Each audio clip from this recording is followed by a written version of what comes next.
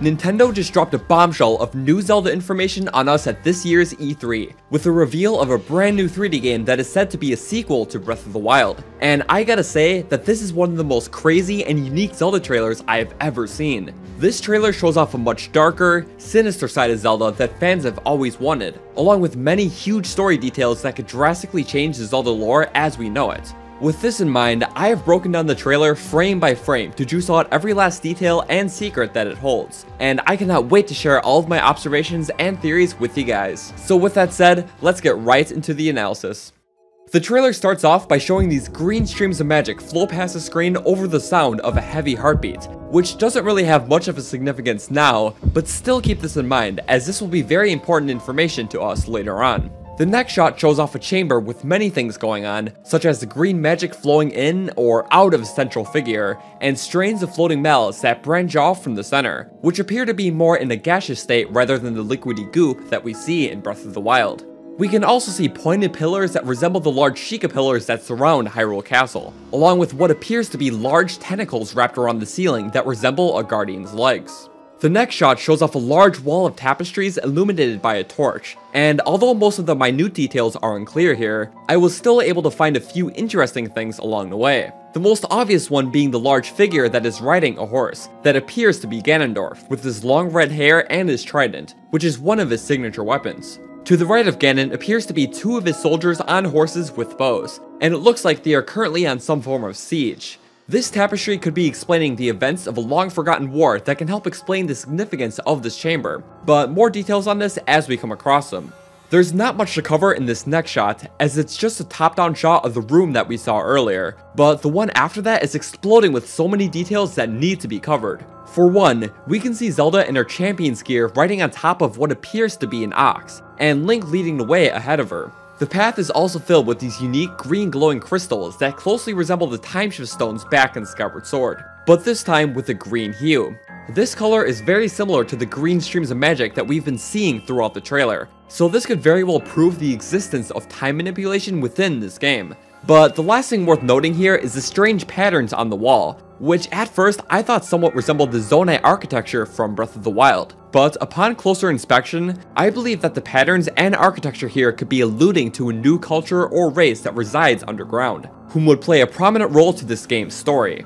In the next scene, we get a good view at the backsides of Link and Zelda, and they have both underwent some big changes, most notably Zelda's new haircut. I honestly wasn't expecting this new style change for Zelda, but since she seems to be more of the adventuring type now, I guess that this change is just a natural evolution for her character. We also see big updates to both of their clothing styles, as they are both wearing Hylian hoods with the hoods down, which could mean that the player can choose to wear their hood down in this game rather than just up like the last game, which would be a really nice style choice. The champion's tunic also features some extra armor padding, which makes me wonder if upgrading armor in this game also upgrades its aesthetic as well.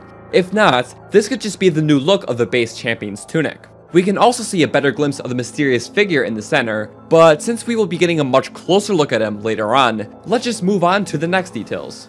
The next scene doesn't really feature much more new, as we just see more of Link, Zelda, the Ox, and the crystals. But the most interesting things that can be seen here are these pillars, which do not exactly follow the same aesthetic as the patterns on the wall that we saw earlier, but more so follow the look of the Zonai architecture from the last game, which could confirm the existence of the race underground. The next shot shows a large strain of gaseous malice creeping up a stairway, featuring a bright red outline that makes it pop out really nice. After that, the next scene showcases this really cool looking bridge that resembles the architectural style of what was on the wall from earlier, followed by a front facing shot of Link and Zelda, with nothing really worth noting besides Link's front padded armor. But here's where the trailer gets really interesting, as we finally get a closer shot of who the figure is at the center of the room, the one and only Ganondorf, as proven by his long red hair and the Gerudo insignias across his body. But he is definitely not in his normal state, as his body appears to be mummified almost like how the Sheikah monks are in Breath of the Wild. And speaking of Sheikah monks, did you guys ever notice the gold bands on Ganondorf's wrists, and how closely they resemble the gold bands that the monks wear too? I'm not too sure if the similarities boast any sort of significance or if they were just coincidence, but it's still a unique comparison nonetheless. We can also see that the green magic from earlier is also what is forming the hand that is holding him up. But given how little information we have on the significance of this green substance, we can only make vague assumptions on what this hand is doing. But what's really interesting is how the green power seems to be transferring over to Link in the next shot. But I will get back to that in a quick second, because this shot right here is probably the most important one in the whole trailer when it comes to revealing the mystery behind this trailer, as it looks like Ganondorf is using the malice to form a cocoon at the top of the room, just like the one that can be found in Breath of the Wild's Sanctum. This point is further strengthened by the heartbeats that play at the beginning of this trailer, that closely resemble what a heart-shaped cocoon of this size will sound like. This could very well mean that Ganondorf has suspended himself in a stasis below the earth, creating other forms of himself to attack Hyrule while he rests below, which could also mean that the Ganon that we fought in Breath of the Wild could have just been one of his puppets. I'll elaborate more on this story in the theory video once I do a little bit more research, but in the meantime, let's go over the last few shots in this trailer. Most of these final scenes take place out of order, so I'm gonna try my best here to make sense out of all of it. Ganon seems to be reawakening from his stasis, which causes the whole chamber to crumble beneath them, and we can see a shot of Zelda sinking down with a piece of land, and Link helping her back up, along with a shot of Link falling with the mysterious green hand helping him up, proving that this hand and the green substance may have actually been on the hero's side this whole time.